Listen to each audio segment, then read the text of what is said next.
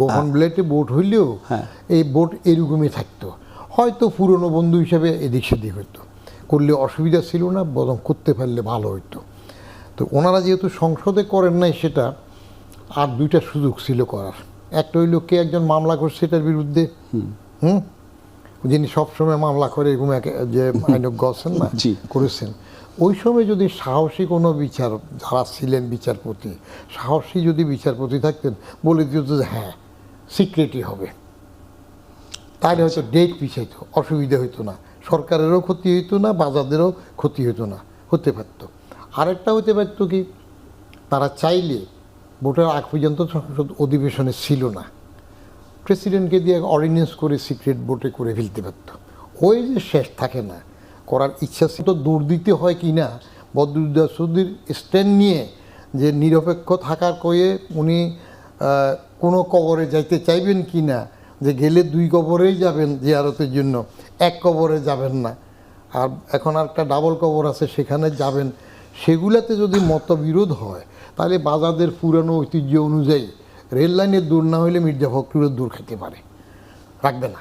তো সেই জন্য তবে আমরা বুঝি যে মির্জা ফখরুল ভদ্রজন, ব্যালেন্সড মানুষ, তিনি নিশ্চয়ই এরকম অবস্থায় পড়বেন না, বাট ইতিহাস এবং অতীতটা এরকম আছে। এখন তারেক সাহেব, তিনি ক্ষমতার প্রতীক, তার মন মানসিকতার উপর নির্ভর করবে তিনি কতটুকু ব্যালেন্স করবেন। আচ্ছা, পরিষ্কারভাবে তিনি যদি নিজেকে নিরাপদ না ভাবেন, ক্ষমতাতে যদি প্রেসিডেন্টকে ভারসাম্য করতে গিয়ে আরও কিছু দিয়ে নিজেকে নিরাপদ না ভাবেন, তাহলে করবেন না। পরিষ্কার, ক্ষমতা এমন একটা জিনিস, ওই চেয়ারে যাওয়ার পরে আগে যে বললো 31 দফার 4 দফা, এগুলো কোনো ব্যাপার না। 31 দফা আগের কথা, ভোটের আগের কথা। ভোটে জয়ী হওয়ার পরে 31 দফা হুবহু থাকবে কিনা সেটা পরের কথা।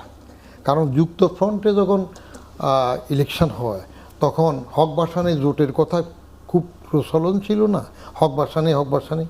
তো সেই সময়ে শেরে বাংলা একে ফজলুল হক, বাংলার জনদরদী নেতা, তখন 21 দফা ছিল না হক বাসানির, 21 দফা। ক্ষমতায় আসার পরে এক জনসভায় বলতেছেন যে ভোটের আগে তো 21 দফার কথা বলছিলাম, কিন্তু এখন চেয়ারে বসে দেখছি যে না, 21 দফা পারা যাবে না। আপনারা শীতল পিঠা দেখছেন না, শীতল পিঠা উপরে কি সুন্দর ফকফকা সুন্দর থাকে, কিন্তু তলায় ফাতিলের সাথে লেগে থাকে, যে ওইটা কিরকম কালো হয়, দাগ হয়। তো আগে তো বলছিলাম ফকফকা দিকটা দেখছি, চেয়ারে বসে দেখলাম যে না, এত কিছু পারা যাবে না। তো এখন ভোটে চলে আসার পরে 31 দফার মধ্যে কয়টা হু হবে, কারণ এই ভোটের আগে গণভোট নিয়ে, জুলাই সনদ নিয়ে ভোটের জন্য কথাবার্তা হয়েছে না, যে গণভোট দেবেন, এটা পক্ষে থাকবেন। ক্ষমতায় আসার পরে কি হইল, তখন এবার অনেক ফেজ বাইর হইতেছে, এটা কনস্টিটিউশনে নাই, কনস্টিটিউশনে এই দশা হইল, ওইটা না বললে ইউনুস আরও থেকে যেত। হ্যাঁ, এগুলো সময় ঘটে, এগুলোর জন্য অস্থির হইতে নাই। রাজনীতি গুপ্ত স্থান থেকেই বক্তব্য দিতেন, বার্তা দিতেন, খেয়াল নাই? হ্যাঁ, সেই যে ডাকছে যে ইলেকশন প্রত্যাহার করে, এটা তো আর সে হরতাল বা ওটা তো উগ্র করেন নাই, ওটা এভাবে রয়ে গেছে। তখন রিজভী সাহেব বার্তা দিতেন কোথার থেকে, গুপ্তস্থান, কোথার থেকে সেটা হইতো না। সালুদ্দিন সাহেব কোথার থেকে দিতেন, গুপ্তস্থান। এগুলা রাজনীতিতে কৌশলের অংশ হিসাবে সময় যে যেমন পারে দেখে। আর জামাতের কথা যেটা বললেন, মানে স্যার গুপ্ত সুপ্ত রাজনীতির কৌশল। আর জামাতে যেটা বললেন, জামাত তো সুযোগ পেলে এই যে বাজারদের সাথে কোলাগুলি করতেছে না, তারা সুই হয়ে ঢুকবে, ফাল হয়ে বেরোবে, এবং পারলে বাজারটাকেই গিলে খাবে। এটা খেয়াল রাখেন। চালে ভুল হইলে তারা কিন্তু এইভাবেই ঢুকে, এভাবেই উঠে। যখন যতটুক দরকার ছিল, 1 ফোঁটা রহমতের জন্য জিহ্বা 10 হাত বের করে থাকতো। এক সময় 2 জন মন্ত্রীও তাদের দিয়েছে, আবার এখন সুযোগ পেয়েছে বড় শক্তিকে। বাজার যে ভুলটা করেছে, আলীকে নিষেধ করে 133 উদ্দেশ্যের মধ্যে ইউনুস কার্যক্রম নিষিদ্ধ করছে। আর ওটা তো বিএনপি নিষিদ্ধ করে নাই, মানে বিএনপিকে কে দায় দিব আমরা? কেন বিএনপি রেটিফাই করার সময় সেটা মানলো কেন, রেটিফাই করলো কেন? আচ্ছা। দাঁড় দেবো না, কারণ বারবার সবসময় বলে আসছে না যে রাজনৈতিক দল আমরা নিষিদ্ধ করব না। এটা তো BNP রাজনৈতিক দল নিষিদ্ধ করতে নাই, তাকে ভোটে উইড আউট করতে হয়। এই 12ই ফেব্রুয়ারি ইলেকশনে যদি আলীকে অ্যালাউ করা হতো, আওয়ামী লীগ যদি আসতো, তাহলে তারা আরেকবার মুসলিম লীগ হওয়ার একটা সুযোগেও পড়ে যেত এবারও। জি স্যার, বিরোধী তো হলো 81 সালে। আওয়ামী লীগ তো ছিল না। যারা বলে আওয়ামী লীগ 65 বছরের, 75 বছরের, 100 বছরের দল, আমি জানি না কেন তারা এটা বলে, এবং অনেক বুদ্ধিজীবীরা বলেন, অনেক মানে গণ্যমান, মানে কি বলবো, অনেক সমাজের শ্রদ্ধেয় মানুষরা এই কথাগুলো বলেন, এবং তারা বিচারপতি, তারা ব্যারিস্টার, তারা আইনজীবী, তারা অর্থনীতিবিদ, তারা দ্বিমতটা কোথায় তাদের সঙ্গে আপনার? মজার বিষয় হচ্ছে জি। আওয়ামী লীগ তো, শেখ মুজিবুর রহমান সাহেব তো আওয়ামী লীগ বন্ধ করে দিলেন। শহীদ প্রেসিডেন্ট জিয়াউর রহমান যখন দায়িত্বে রাষ্ট্র পরিচালনার, তখন শেখ হাসিনা ওয়াজেদ রাজীব গান্ধীর বাড়িতে 6 বছর ছিলেন। সেখান থেকে এসে আওয়ামী লীগ পুনর্নিবন্ধিত হলো, তাই নয় কি? আওয়ামী লীগের ইতিহাস তো অনেক রূঢ়, এটা অন্য বিষয়। সেটা শামসুল হক থেকে শুরু করে মানে অন্য একটা ইতিহাস, আবার সেটা যে কেউ ইজ্জত নিয়ে আওয়ামী লীগ থেকে যেতে পারে না, সেই ইতিহাস অন্য। কিন্তু এটা আওয়ামী লীগের মধ্যে আছে, বিএনপির মধ্যে তো ছিল না। কিন্তু এই যে আপনি বলছেন যে নির্বাচনের মাধ্যমে আউট হতো, নির্বাচন আয়োজন তো বিএনপি করেনি, বিএনপি একটা অংশীজন ছিল। আরো যতগুলো রাজনৈতিক দল অংশগ্রহণ করেছে, বিএনপি ওয়ান অফ দেম। সেখানে বিএনপিকে পুরো দায়টা দেওয়ার কোনো মানে নেই। দ্বিতীয় কথা হচ্ছে যে আপনার এর আগের ইয়েতে প্রাথমিক বক্তব্যের সময় একটা কথা তুলেছিলেন যে জামাত ভিতরে একরকম, বাইরে একরকম। ঠিক ভাই, এইটাই তো জামাতের বৈশিষ্ট্য। এই কথাটাই তো কথার সাথে দ্বিমত করার অবকাশ থাকবে না, কারণ উনি রাজনীতি করেন। আচ্ছা, রাজনীতিবিদদের দুই দিকে কাটে, তারা যাইতেও শাকের- কাটে, আসতেও কাটে, শাকের এরকম করা। শাখের করা, রাইট। হ্যাঁ, সুবিধা মতো ভাবে এটা কথাবার্তা বলে। উনি বাকশাল, বঙ্গবন্ধু বাকশাল করে আওয়ামী লীগকে বাদ দিয়ে দিয়েছেন, ভেরি গুড। কিন্তু ওই বাকশালে প্রেসিডেন্ট জিয়াও যোগদান করেছেন লাইন ধরে। বাকশাল যখন গঠন হয়, প্রেসিডেন্ট জিয়া বাকশালে যোগদান করেছিলেন। আচ্ছা, এবার রাজনীতিতে আসার পরে উনি বহুদলীয় গণতন্ত্র করেছেন, এটা তার ক্রেডিট। এবং উনি ওই বহুদলীয় গণতন্ত্র করার সুযোগ দেওয়াতে, এখানে আমি একটু স্যারকে ইন্টারাপ্ট ওটা করব। সুযোগ দেওয়াতেই জিয়াউর রহমান কেন, কোন সরকারি পদস্থ কর্মকর্তা তখন করেনি? দুইজন করে নাই, রাজনীতিদের মধ্যে দুইজন বাকশালে জয়েন করে নাই। জয়রাম সম্ভবত বাকশালের প্রধান প্রশাসক ছিলেন, এমন হ্যাঁ, বাকশালের উনি কি দায়িত্ব পালন করতেন তখন?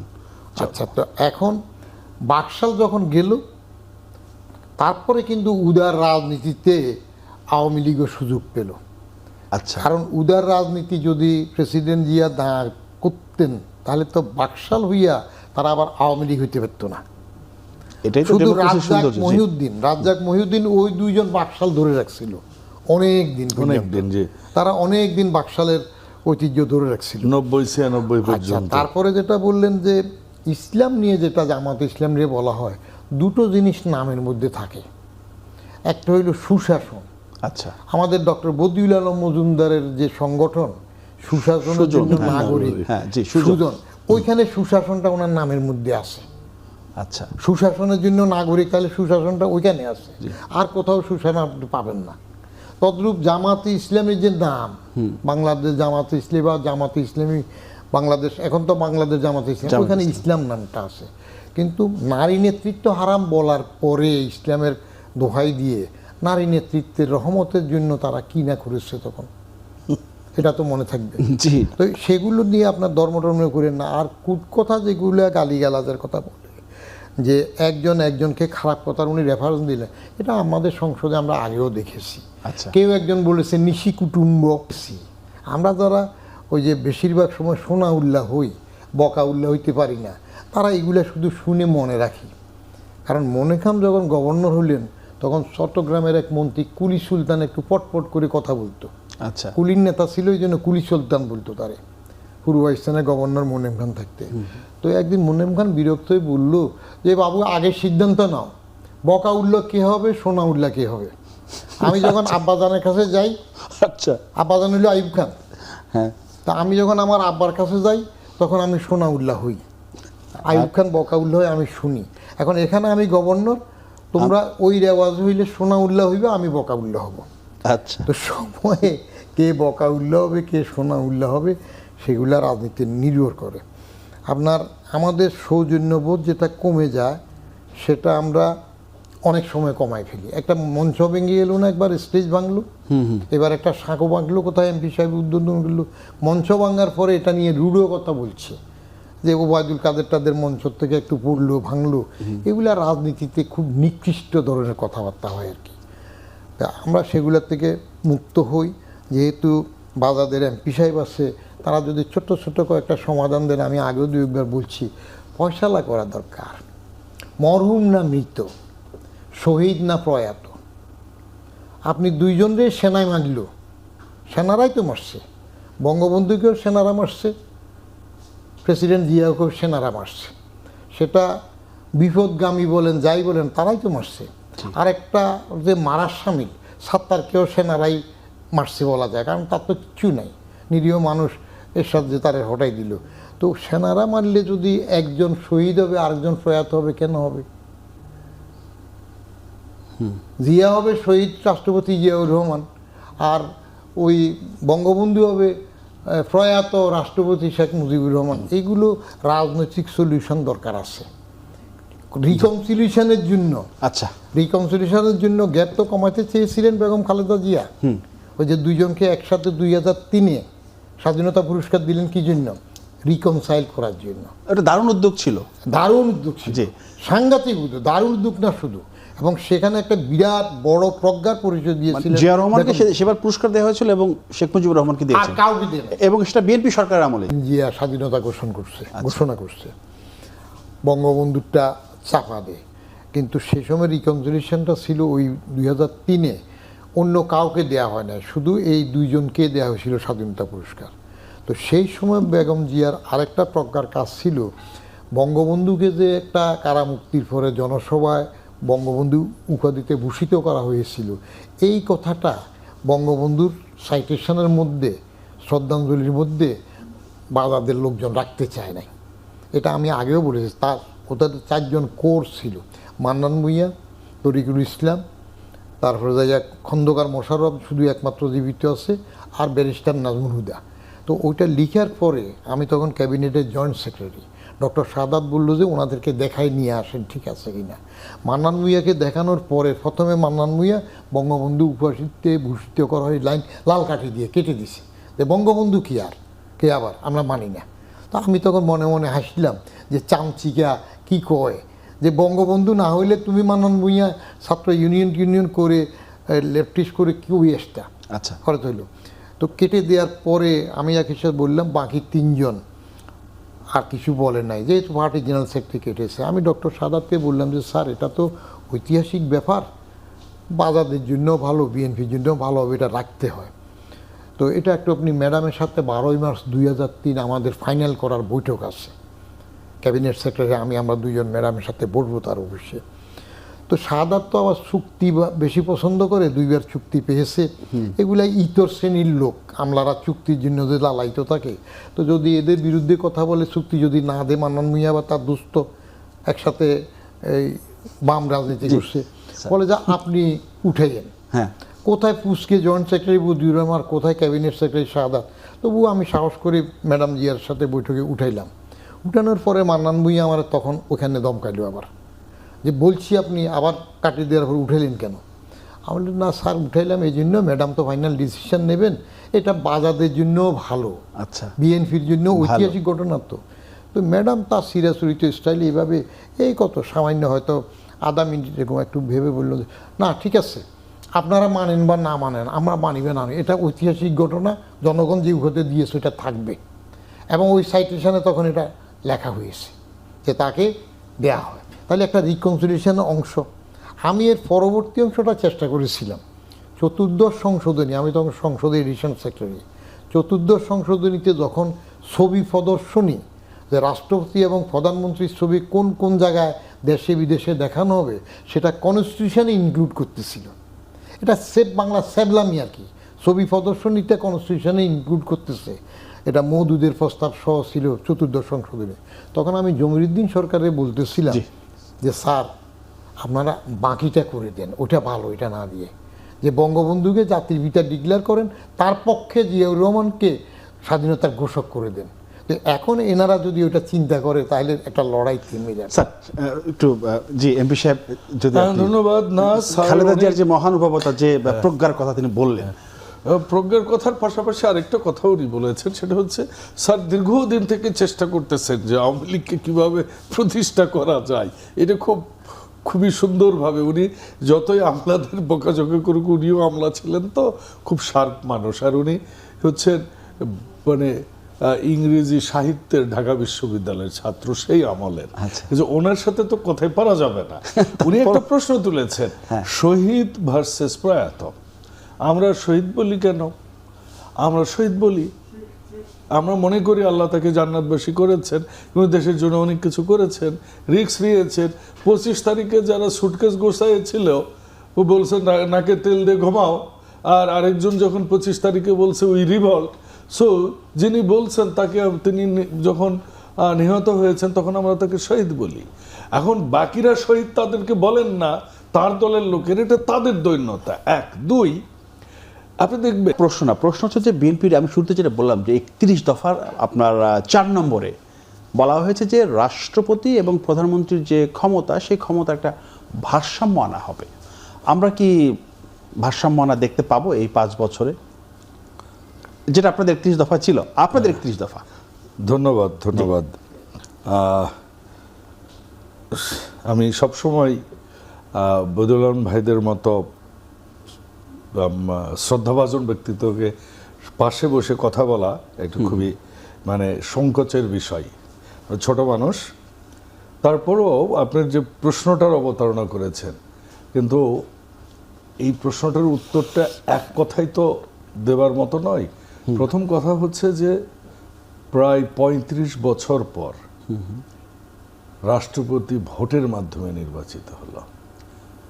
91 একবার হয়েছিল, এবং এবার হচ্ছে ব্যালটের মাধ্যমে প্রায় 35 বছর। এটা দারুণ হয়েছে, আমরা সবাই খুশি এই বিষয়টা। মানে গণতান্ত্রিক অগ্রযাত্রা আরেক ধাপ এগিয়ে গেল, এবং বিরোধী দলকে অভিনন্দন যে তারা এই গণতান্ত্রিক অগ্রযাত্রার অংশ হয়েছে। আচ্ছা, প্রার্থী শুধু দেয়নি, তারা ব্যাপকভাবে প্রচারণাও করেছে।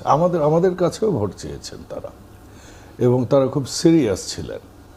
এবং এর মাধ্যমে আমরা 23তম রাষ্ট্রপতি পেয়েছি, জনাব মির্জা ফখরুল ইসলাম আলমগীর স্যারকে। আমার রাজনীতিবিদ, ভালো কবিতা বলেন। স্যারের সাথে আমার 2-3 বার কবিতা আবৃত্তি করার সৌভাগ্য হয়েছে, এবং প্রায় অধিকাংশ কবিতাই তার মুখস্থ।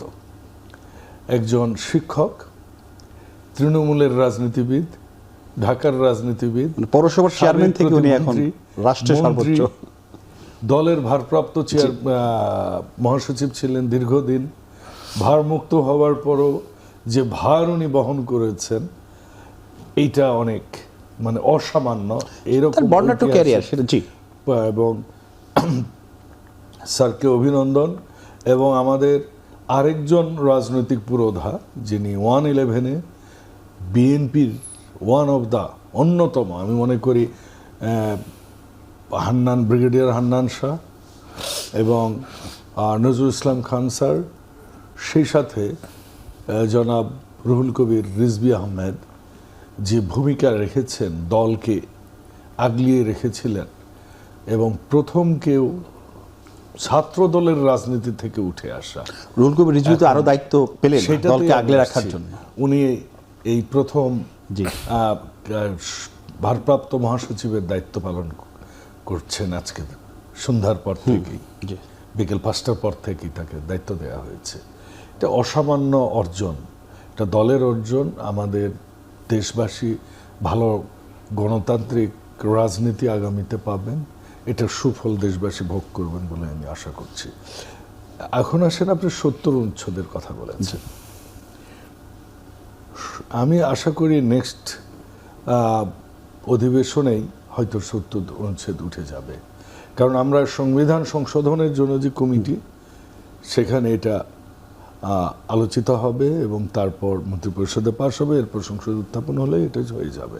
কিন্তু যখন একটু ইন্টারাপ্ট করি, ধরেন আপনি বললেন আগামী অধিবেশনে এটা, আপনারা কেন আগে করলেন না? কেন আগে করলে তো বিরোধী দলের যে আগে তো আমার রাষ্ট্রপতি আছেন, এক। দুই, আগের যে সিচুয়েশন, আমরা 17 ফেব্রুয়ারিতে আমরা শপথ নিলাম, একদিন পর থেকে রমজান। কতদিন চলে রমজান? 30 দিন। 30 দিন।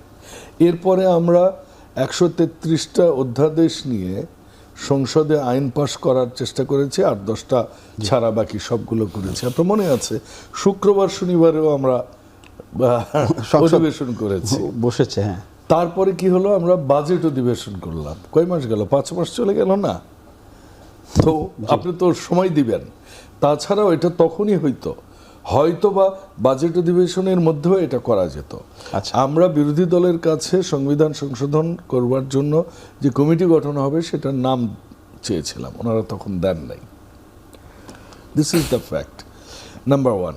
নাম্বার 2 হচ্ছে যে আপনি যেটা 31 দফার 4 নম্বরের কথা বলেছেন, হ্যাঁ, অবশ্যই মানে ক্ষমতার ব্যালেন্সটা, রাষ্ট্রপতির যে ক্ষমতা এবং প্রধানমন্ত্রীর যে ক্ষমতা, পার্থক্য, অনেক পার্থক্য। সেই জায়গাটা আপনারা কাজ করবেন বলে আপনারা এটা আমরা যেটা 31 দফা এনেছেন, যেটা বলেছি 31 দফা আমরা পালন করব। তো কে বলছে করব না? তো সেটার জন্য তো আবার সংবিধান সংশোধনটা করতে হবে। আমি আপনাকে একটা পাল্টা প্রশ্ন, বেগম খালেদা জিয়া কিংবা শহীদ প্রেসিডেন্ট জিয়াউর রহমান কিংবা বিএনপি কোনো প্রতিশ্রুতি জনগণকে দেয় কিন্তু পালন করে না, এমন একটা আছে নাকি আপনার কাছে? দেখি, আমি মনে করার চেষ্টা করছি। এত সার্জারি করবার চেষ্টা করা তো ঠিক নয়। আচ্ছা, খুব বড় জোর হলে একটু আপনি নাপা খাওয়াতে পারেন, দেখতে পারেন যে সার্জারি ছাড়া হয় কেন। মিডিয়ায় সে, হ্যাঁ, বিএনপি তো সব সময় মিডিয়ার আঁচড় খেয়েই বড় হয়েছে, অথচ বিএনপি এমন একটা দল যে দলটা মুক্ত গণমাধ্যম, মুক্ত স্বাধীনতা এবং মুক্ত বুদ্ধির চর্চাকে সবসময় স্বাগত জানাই না। এটা আমাদের দলের ভিত্তি। আমাদের এই মাননীয় প্রধানমন্ত্রী জনাব তারেক রহমানকে নিয়ে আপনার মনে আছে 2004, 5, 6, 7 যেসব কার্টুন আঁকা হয়েছে, আপনার মনে আছে? শিশির ভট্টাচার্য, শিশির প্রথম আলোতে উনি কাজ করতেন, প্রথম আলোতে কাজ করতেন। মাননীয় প্রধানমন্ত্রী কোনোদিনও এটা নিয়ে কিন্তু রুষ্ট হননি। আমাদের রাজনীতিটাই এরকম, বিএনপি এভাবেই চলে। এমন তো ধারণা নয় যে আমি একটা আসন থেকে বিএনপি নির্বাচিত হয়েছে, আমার বিএনপির অন্য লোকেরা আমার বিরুদ্ধে নয়, এমনটা না। অন্য রাজনৈতিক দল আমার বিরুদ্ধে নেয়, এমনটা নয়। আছে তো, আমার দুয়ারের সামনে লোকই নেই। আই এম সরি, মহানবী সাল্লাল্লাহু আলাইহি ওয়াসাল্লামের কাছ থেকে ইসলামের দাওয়াত কবুল করেনি তার আপন আত্মীয়, তাই না? আমরা এটুকু বুঝি এবং আমার মনে হয় যে বিএনপি সেই ধারার রাজনীতি প্রতিষ্ঠা করবে। আমরা যে ভাঙচুরের মধ্যে এই দায়িত্ব নিয়েছি, আমরা যে অর্থনৈতিক অবস্থায় আমাদের হাতে আমরা জনগণ দায়িত্ব অর্পণ করেছে, যে নৈতিক অবক্ষয়ের সমাজটা আমরা পেয়েছি, যে সাংস্কৃতিক বিপর্যয় ঘটেছে বাংলাদেশের বিগত 17 বছরে, স্বাস্থ্য শিক্ষার ক্ষেত্রে যে নৈরাজ্য হয়েছে, সেটা এখনো আমরা বহন করছি। কাজেই একটু সময় দেন, ইনশাল্লাহ। কতদিন আমরা সবকিছু এই দেখুন, বিএনপিতে কিন্তু 1 বছর 2 বছর, সরি বাহুল সময় চাচ্ছেন, সেটা কি 1 বছর না 2 বছর? এইটা তো আপনি আজকে যে দুটো আপনি শুরু করেছেন, এটা তো হয়ে যাবে। আচ্ছা, এটা সংসদে আইন আনলেই সংসদ পাশ হয়ে যাবে। এইটার জন্য এটার কথা আপনি বলছেন না, কোনটার কথা? মানে আপনি সময় চাচ্ছেন, নৈরাজ্য, সংস্কৃতি, শিক্ষা সবকিছু আপনারা ঠিক করবেন। আমরা এবার যে আমরা একটা বাজেট দিলাম, ইন্টারেস্টিংলি হচ্ছে এই প্রথম বাজেটে আমি শুনলাম, আমি অনেক ক্ষুদ্র বিএনপির একজন কর্মী এবং ছোট গ্রামের একজন আমি সংসদ সদস্য, জ্ঞান চর্চাও করতে পারি না, পড়ালেখাও আমার নাই তেমন, তবে এইটুকু বিশ্বাস আছে আমার যে বিএনপি পরিকল্পনা করতে পারে এবং সরকার ভালো চালাতে পারে। একটা আমরা যখন বিশ্ববিদ্যালয়ে পড়ি, স্যাররা আমাদের অনেক সিনিয়র, অগ্রজ বললে ভুল হবে, অনেক সিনিয়র স্যাররা, তো আমাদের সময়েও কিন্তু বিশ্ববিদ্যালয়ে একটা কথা প্রচলিত ছিল, বিএনপি সরকার ভালো চালায়, আর একটা ফ্যাসিস্ট দল ছিল, ওরা বিরোধী দল হিসেবে ভালো। এই গল্পটা কিন্তু তখন প্রচলিত ছিল।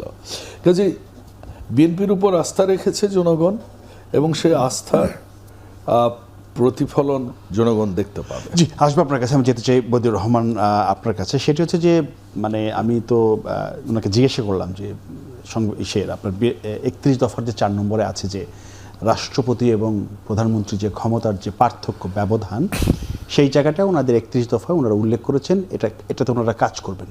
এই যে যদি এই বিষয়ে আপনি বলেন, সেই সাথে রাষ্ট্রপতির নির্বাচন কি শুধুই কি আনুষ্ঠানিকতা না অন্য কোনো গুরুত্ব এখানে আছে? ধন্যবাদ। জি, এমপি সাহেব 70 অনুচ্ছেদ আগে কেন করা হয়নি ভোটের আগে, এটা আমি জানতে চেয়েছিলাম। এটা আপনি জানতে চেয়েছেন। উনি তো রাজনীতিবিদ, খুব সুন্দর করে জবাব দিতে পারেন, গুছিয়ে বলেন যে বাজেট ছিল এই। হিতা থাকে জনগণের কাছে, তো ওই দলটাকেই তো আসলে দিন শেষে জনগণের কাছে যেতে হয়। রাইট। তো সেক্ষেত্রে যখন দলের বাইরে যায় তখন তো সমস্যা হয়। এবং আমরা দেখেছি শুধু এটাও না, মাননীয় প্রধানমন্ত্রী একটা খুব ভালো একটা শব্দ বলেছেন, গুপ্ত এবং সুপ্ত দুটোই। তো আমরা জানি কার সাথে কোথায় কি সম্পর্ক, আত্মীয়তা, দল তখন সেভাবেই জিনিসগুলোকে বিচার করেছেন। আর রেল লাইনের যে গল্প, এই রেল লাইনের গল্প অনেক ধরনের, অনেক বিস্তৃতি ঘটবে, আজকে না বলি। তবে স্যার যে মেইন বিষয়টা বলেছেন সেটা হচ্ছে যে গণভোট নিয়ে যে কথাটা উনি বললেন। দেখুন, প্রথম কথা হচ্ছে গণভোট আমরা চেয়েছি, বিএনপি চেয়েছে, গণভোট চেয়েছে। এটা খুবই সিম্পল। আবারও বলি এই কথাটা, যে গণভোটটা মূলত বলা হয়েছে যে জুলাই সনদটাকে ভ্যালিডেট করবে। আচ্ছা, এই ভ্যালিডেশনের জন্য গণভোট।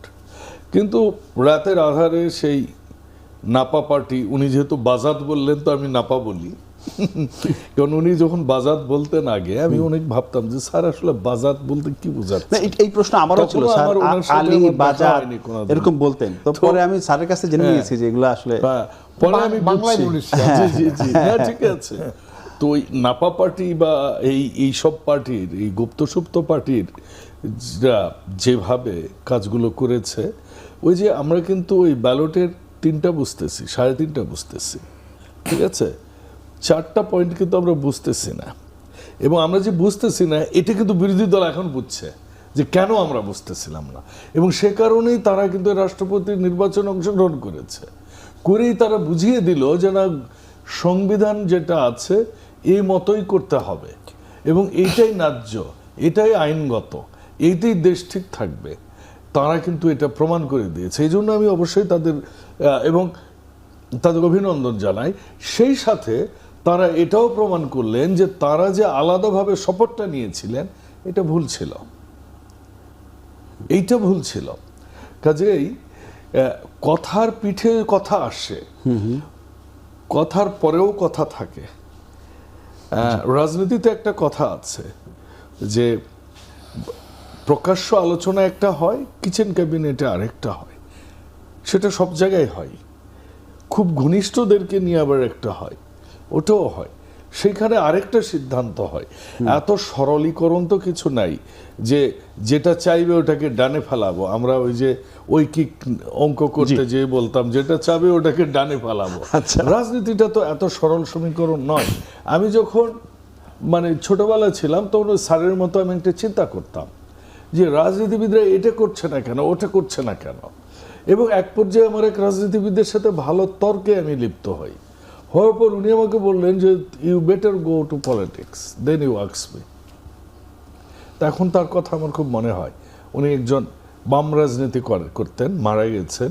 উনিও সংসদ সদস্য ছিলেন, উনি ওয়ার্কার্স পার্টির লোক ছিলেন, আমার মামা।